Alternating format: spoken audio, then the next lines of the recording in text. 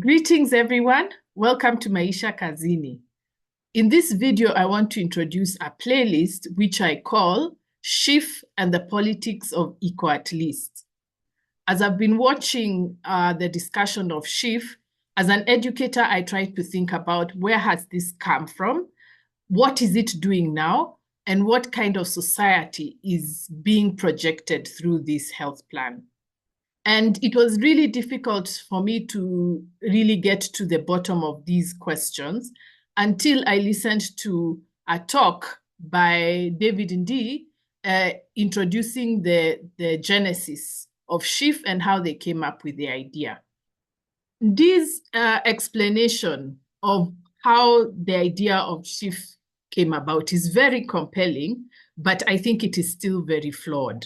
And so I decided to take the time to go through what he says, why I disagree with it. One of the issues that I take with him is his view of Kenya's economic history and what kind of economic model we had before Ruto became president. So a good proportion of this playlist is dedicated to going through that history from my perspective in order to explain the logic and the rationale of SHIF. When I started the playlist, I thought that it would run for about 20 minutes, but it went on to more than an hour. So what I decided is to divide the playlist into 5 segments. In the first section, I introduce how I see things as an educator, and then I talk about the social vision of Kenya that is projected in Ndii's speech on SHIF. Like I said, a good proportion of this playlist is dedicated to the socio-economic history of Kenya. So I have done 2 segments on this. The first one is about Kenya's socio-economic history from colonial times till the Uhuru presidency. And then in the second segment on history, I now talk about the Ruto presidency. One of the things I say in this segment is that the economy changed in the 1990s, 2000s, when Kenya moved to the neoliberal era, where now focus was more on money than on production. And this has an implication for healthcare, which is that social services now become the things for sale. So it's not just health, the same thing has happened to education, and the same thing has happened to labor. But I give more details in those 2 segments.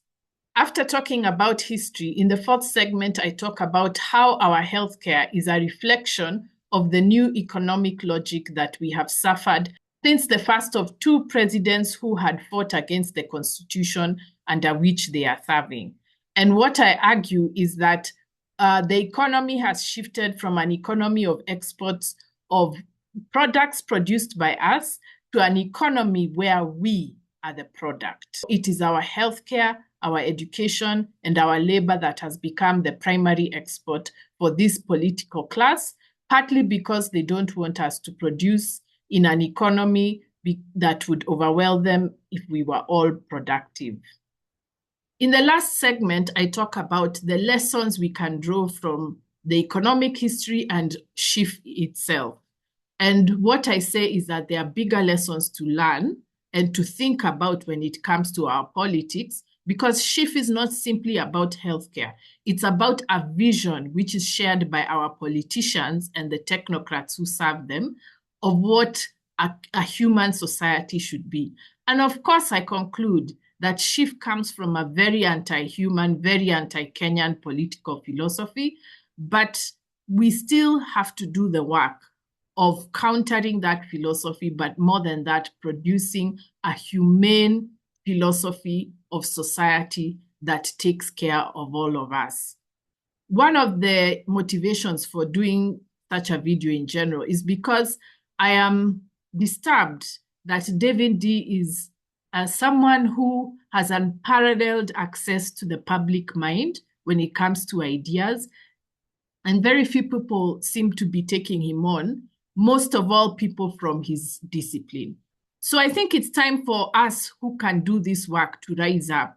It's not exactly interesting and it's not exactly entertaining, but I think we need to do the work for the record. And this is my rebuttal to what he's saying about SHIF through explaining what I think is the socio-economic history of this very problematic healthcare system.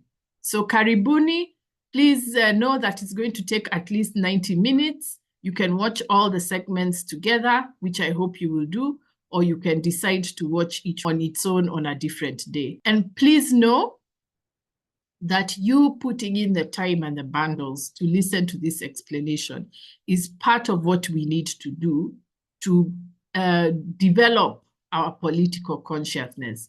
It's not enough to keep reacting to bad policy, but it's important to analyze the bad policy, understand it, articulate what is wrong with it, so that we can be able to also articulate a better vision for Kenya.